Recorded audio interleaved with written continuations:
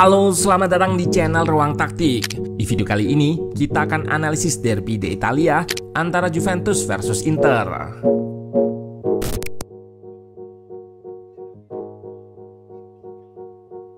Setelah berakhir dengan skor seri 4-4 pada pertemuan pertama, kali ini Juventus yang keluar sebagai pemenang dengan skor tipis 1-0.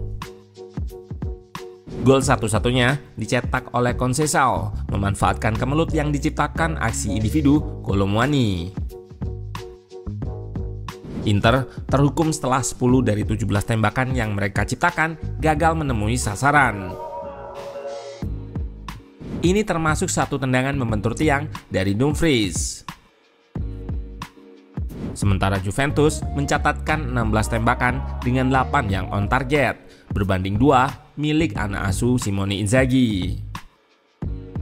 Kedua tim juga sama-sama bermain dengan pressing tinggi untuk ganggu bangun serangan, yang membuat laga ini berjalan alot. Nah, penasaran dengan jalannya laga dari segi taktikal? Let's go, kita bahas sama-sama.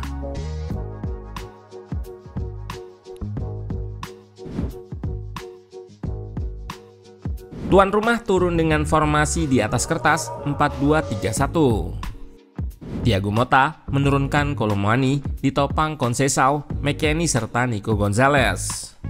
Posisi nomor 6 diisi Thuram serta Koopmeiners sebagai box-to-box midfielder. Sementara Simone Inzaghi masih dengan pakem andalannya 3-5-2, menggunakan duo Mehdi Taremi dan Lautaro Martinez di depan.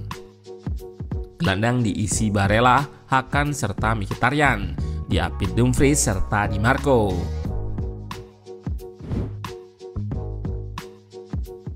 Angka PPDA pada laga ini menunjukkan bahwa kedua tim tidak membiarkan lawannya melakukan build up dengan mudah. Juventus mencatatkan PPDA 10,9, sementara Inter 6,3. Ini adalah jumlah passing lawan ketika dipres. Jadi semakin kecil passingnya, maka semakin intens pressing yang diterapkan. Demi menggagalkan build up Inter, tidak jarang McKennie naik sejajar Kolo Muani untuk melakukan press sehingga strukturnya 4-2-4. Struktur ini dipakai Juventus untuk lebih dekat dalam mematikan sayap, karena ada 4 pemain di depan. Untuk merespon hal ini, Inter build up dengan struktur yang variatif demi mengurai blok press depan Juventus. Pada klip ini, Hakan dan Barella yang turun sejajar Acerbi membentuk 3 back di belakang. Bastoni inverted menemani Mkhitaryan. Karena akses atau jalur umpan ke tengah ditutup 4 pemain di depan, sehingga Inter menggunakan kelebaran untuk memutar atau sirkulasikan bola guna menemukan Bastoni. Tapi, momen seperti ini tidak banyak didapatkan Inter. Bahkan di awal laga, press Juventus sempat merepotkan. Terlihat di sini, bahkan Koopmeiners gabung untuk press ke depan. Kembali, Hakan dan Barella drop sejajar Acerbi, namun pemain nomor punggung 20 tersebut terpeleset. Juventus melancarkan serangan transisi cepat, tetapi sepakan Nico melambung jauh. Sinyal bahaya sudah dinyalakan pada awal laga. Inter mencoba cara lain untuk lepas dari high press sang nyonya tua, salah satunya lewat wide target man thanks to Dumfries. Seperti pada klip ini, long build up diarahkan ke sayap, di mana wingback asal Belanda ini menang duel dengan Savona. Kombinasi ia lakukan dengan Taremi, namun sayang sepakannya masih membentur tiang. Ini bukan kali pertama Dumfries mampu mengeksploitasi pertahanan Juventus. Sebelumnya ia juga berhasil melakukan serangan balik, memanfaatkan intercept yang dilakukan oleh Hakan. Terlihat bahwa Savona meninggalkan posisi terlalu ke depan ketika Juve ingin melakukan serangan balik. Dumfries kemudian memanfaatkan ruang yang ditinggalkan untuk melakukan serangan dan cutback kepada Lautaro. Sisi kiri pertahanan Juventus yang dihuni Savona memang kerap jadi bulan-bulanan Dumfries. Pada momen lain, kembali ia bebas setelah terjadi duel perebutan bola di tengah. Kemudian, Dumfries mengekspos ruang yang ditinggalkan bek berusia 21 tahun tersebut. Sementara, sang tuan rumah Juventus build up dengan shape 4-2. Double pivot mereka yaitu Thuram dan Koopmeiners nampak berdekatan untuk ciptakan unggul jumlah sekaligus melakukan umpan kombinasi dengan bek. Namun pada beberapa momen, Koopmeiners tidak selalu berdekatan. Ia diberi lisensi untuk lebih naik membantu serangan. Seperti di klip ini, posisinya lebih naik dan build up Juventus menggunakan umpan pendek untuk pancing pres lawan. Ketika terlewati, direct switch dilakukan untuk mengekspos pertahanan yang sudah ditinggal pemain ke depan. Namun sayang, peluang ini masih bisa ditepis oleh Sommer.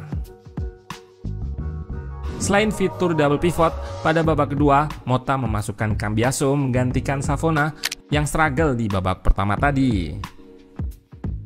Pemain yang tidak punya hubungan dengan Esteban Cambiaso ini menambah variasi build up Juventus lewat kemampuannya inverted ke tengah. Ini membuat sang nyonya tua mampu menyamai jumlah pemain tengah tim tamu, 3 versus 3.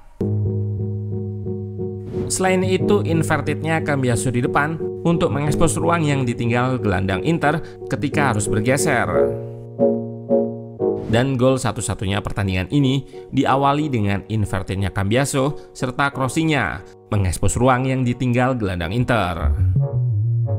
Memang gol tersebut gagal mencapai target, namun bola muntahnya berhasil diamankan oleh Kolo Muani. Ia melakukan skill memutar yang menipu bek-bek lawan, dan meski terlepas, bola jatuh di kaki Chico Conceição yang langsung ia konversi dengan sepakan terarah ke gawang Sommer, 1-0. Inverted fullback serta box-to-boxnya Koopmeiners adalah taktik kunci Motta dalam mengekspos Inzaghi, terutama ruang di samping gelandangnya. Pada momen lain, terlihat Cambiaso inverted untuk mengikat pemain tengah Inter. Ini membuat Renato Veiga bebas mengekspos ruang di samping gelandang. Ia merangsek dan jadi outlet masuk ke sepertiga akhir. Umpannya ke McKennie dilanjutkan ke Koopmeiners yang menjalankan peran box-to-boxnya dengan baik. Sayang sepakannya dihalau Dumfries di garis gawang. Meski unggul possession, namun Inter gagal mengkonversi peluang-peluang yang dihasilkannya. XG on target atau nilai tendangan yang mengarah ke gawang cukup tinggi. Ini menunjukkan kedua kiper mampu menyelamatkan gawang dengan baik. Margin kecil sangat berarti untuk mengubah hasil pertandingan. Kemenangan ini membuat Inter tertahan di peringkat kedua, sementara Juventus di peringkat 4 membuat perburuan gelar Serie A semakin panas. Nah, mampukah Simone Inzaghi mengejar Conte di akhir musim nanti? Patut kita tunggu.